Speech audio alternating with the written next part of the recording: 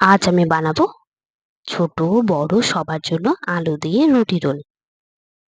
এদিকে আমি কড়াইয়ে সর্ষের তেল বসিয়ে দিয়েছি। তেলটি গরম হয়ে গেলে দিয়ে দেবো পাঁচফোড়ন। এখানে আমি পেঁয়াজ, ক্যাপসিকাম, গাজর, কাঁচা লঙ্কা কুচি কুচি করে কেটে নিয়েছি।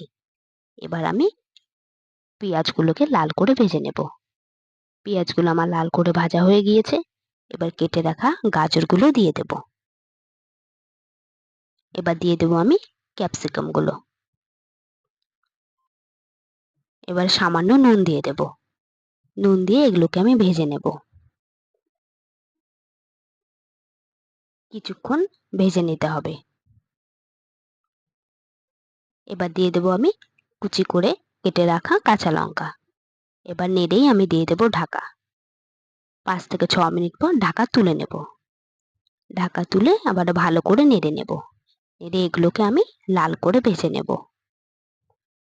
এদিকে সমস্ত সবজি আমার ভাজা হয়ে গিয়েছে। এবার দিয়ে দেবো এতে গোলমরিচ গুঁড়ো, হলুদ গুঁড়ো, দিয়ে দেবো জিরে গুঁড়ো, আর দেবো আমি ধনে গুঁড়ো। আবারও এগুলোকে ভালো করে ভেজে নেব যাতে মশলাগুলোর কাঁচা গন্ধ চলে যায়। মশলাগুলোর কাঁচা গন্ধ চলে গিয়েছে।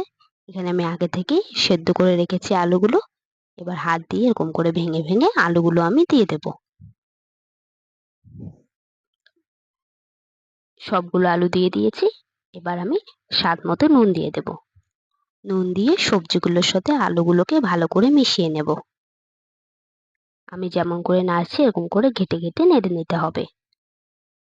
সবজিগুলো নেড়ে নিয়েছি। এদিকে আমার সমস্ত সবজি ভাজাও হয়ে গিয়েছে। এবার নামানোর আগে আমি দিয়ে দেব ধনেপাতা কুচি।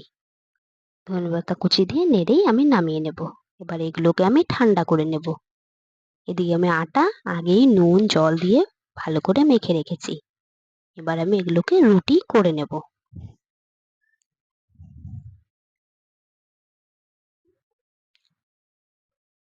আটাটি আমার বেলা হয়ে গিয়েছে। এবার ভালো করে সেঁকে নেব।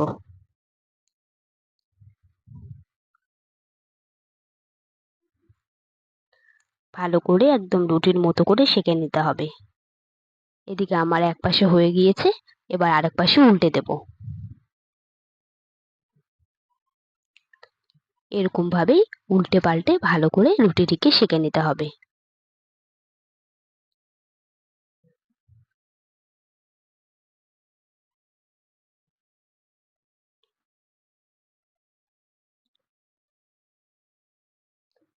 রুটিটি আমার এখানে সেঁকা হয়ে গিয়েছে। এবার তুলে নেব।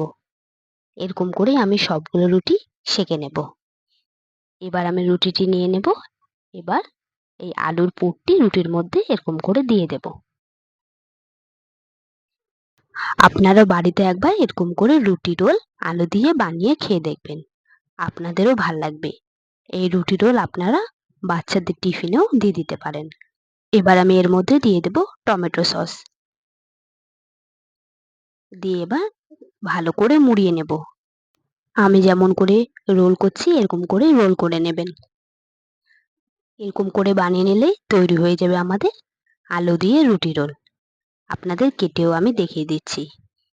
এরকম করে একবার বাড়িতে খেয়ে দেখুন। ভিডিওটি ভালো লাগলে লাইক এবং সাবস্ক্রাইব